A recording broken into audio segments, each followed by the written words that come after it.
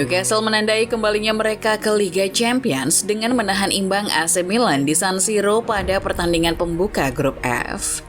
The Magpies yang terakhir kali main di Liga Champions adalah 20 tahun lalu. Diperkirakan akan hancur melawan juara 7 kali tersebut. Namun sesepuhnya Liga Champions ini tidak bisa membongkar pertahanan ketat anak asuh Eddie Howe dan dipaksa puas mengoleksi 1 poin di kandang. Dengan adanya Borussia Dortmund dan PSG di grup ini, penampilan Newcastle di laga ini akan membuat grup F semakin jadi klub neraka. Berikut beberapa catatan yang terungkap dari pertandingan ini. The Magpies punya rekor sebagai tim dengan pertahanan terkuat di Premier League musim lalu.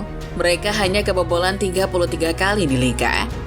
Jumlah yang sama dengan sang juara Manchester City. Diavolo Rosso menyadari betapa kokohnya pertahanan itu setelah gagal membongkarnya di pertandingan ini. Bermain di depan pendukungnya sendiri, Milan melepaskan 9 tembakan hanya dalam waktu 30 menit pertama. Tapi kiper Nick Pope masih terlalu tangguh. Juga lini bertahan yang diisi Kieran Trippier, Dan Burn, Sven Botman, dan Fabian Schär. Sebelumnya banyak pengamat yang menyarankan Eddie Howe butuh menyusun lini pertahanan baru untuk kampanye Champions League mereka musim ini. Tapi Howe masih setia dengan para pemain andalannya musim lalu, dan kesetiaannya itu juga terbayarkan di pertandingan ini. Setelah pertandingan, Howe mengaku puas dengan performa para pemainnya, terutama Nick Pope yang kembali menjaga clean sheet. Dikutip dari Sky Sport, ia berkata, Nick Pope tampil luar biasa hari ini. Dia juga tampil luar biasa saat lawan Brentford kemarin, dan itu bukan suatu kebetulan. 2 penampilan bagus darinya dan 2 clean sheet itu sangat berharga bagi kami. Tidak semua aspek dari Newcastle di laga ini patut jadi pujian. Meskipun telah bertahan dengan baik, tapi serangan mereka menumpul. Newcastle gagal menemukan target mereka di laga itu. Mereka memang bisa mendapatkan 47% penguasaan bola. Tapi Newcastle hanya mampu melancarkan 6 tembakan dan hanya 1 diantaranya yang tepat sasaran. Mereka juga hanya mampu sekali membuat tembakan corner. Alexander Isak dan rekan-rekannya perlu membuat lebih banyak jika ingin memberikan dampak yang lebih besar di Champions League musim ini. Ini mungkin ada kaitannya dengan Tonali yang masih beradaptasi.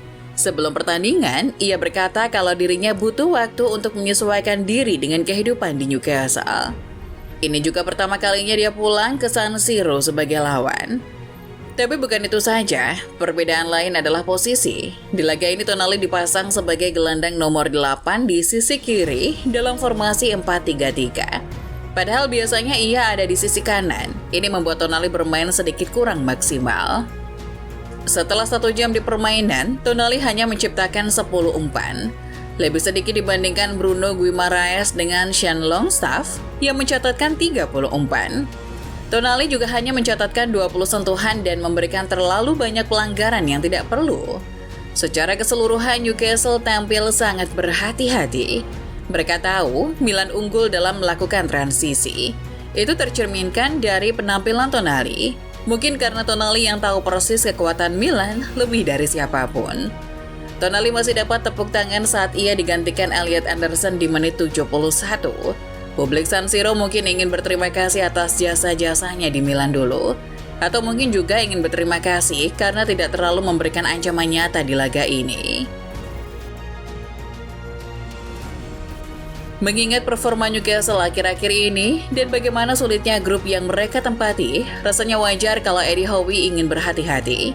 Milan memang sebelumnya dikalahkan 5-1, tapi bagaimanapun juga, Milan adalah tim yang mencapai semifinal musim kemarin. Newcastle bermain seolah mereka tahu kalau mereka adalah underdog di Champions League musim ini.